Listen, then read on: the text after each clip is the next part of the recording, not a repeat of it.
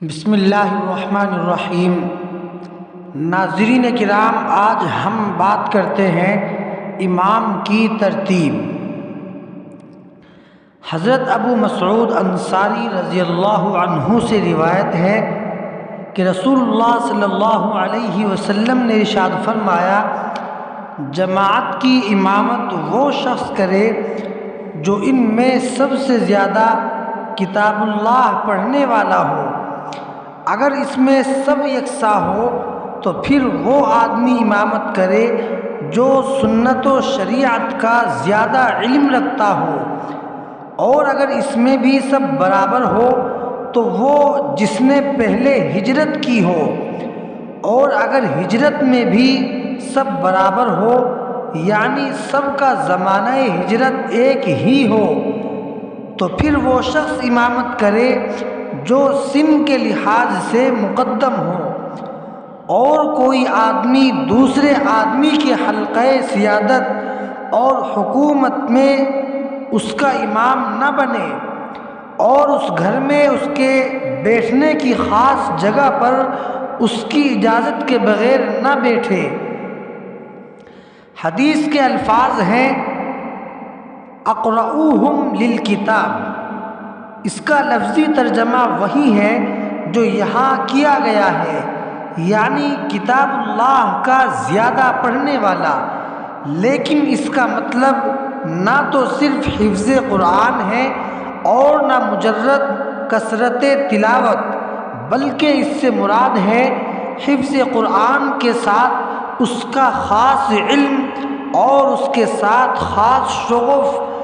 عہد نبوی صلی اللہ علیہ وسلم جو لوگ قرہ کہلاتے تھے ان کا یہی امتیاز تھا۔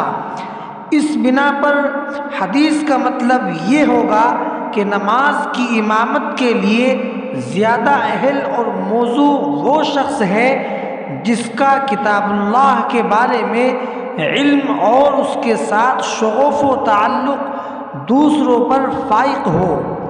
اور ظاہر ہے کہ عہد نبوی صلی اللہ علیہ وسلم میں یہی سب سے بڑا دینی امتیاز اور فضیلت کا معیار تھا، اور جس کا اس سعادت میں جس قدر زیادہ حصہ تھا وہ اسی قدر رسول اللہ صلی اللہ علیہ وسلم کی خاص وراثت و امانت کا حامل اور امین تھا۔ اس کے بعد سنت و شریعت کا علم و فضیلت کا دوسرا معیار یہ تھا، اور یہ دونوں علم یعنی علم قرآن اور علم سنت جس کے پاس بھی تھے، عمل کے ساتھ ساتھ علم بلا عمل کا وہاں وجود نہیں تھا۔ فضیلت کا تیسرا معیار عہد نبوت کے اس خاص ماحول میں ہجرت میں سابقیت تھی، اس لیے حدیث میں تیسرے نمبر پر اس کا ذکر فرمایا گیا ہے، لیکن بعد میں یہ چیز باقی نہیں رہی، اس لیے فقہائے کرام نے اس کی جگہ صلاح و تقویٰ میں فضیلت و فوقیت کو ترجیح کا تیسرا معیار قرار دیا ہے، جو بالکل بجا ہے۔ ترجیح کا چوتھا معیار اس حدیث میں عمر میں بزرگی کو قرار دیا گیا ہے کہ اگر مذکورہ بالا تین معیاروں کے لحاظ سے کوئی فائق اور قابل ترجیح نہ ہو تو پھر جو کوئی عمر میں بڑا اور بزرگ ہو وہ امامت کرے۔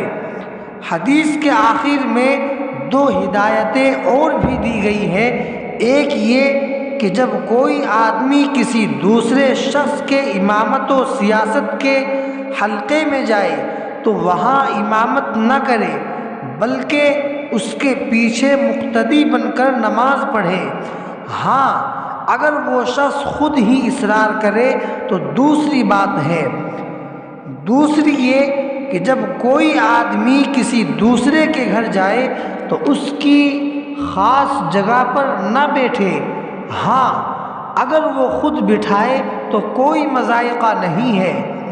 ان دونوں ہدایتوں کی حکمت و مصلحت بالکل ظاہر ہے۔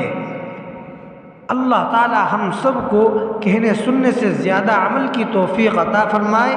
سبحان اللہ و بحمدہ، سبحان اللہ العظیم۔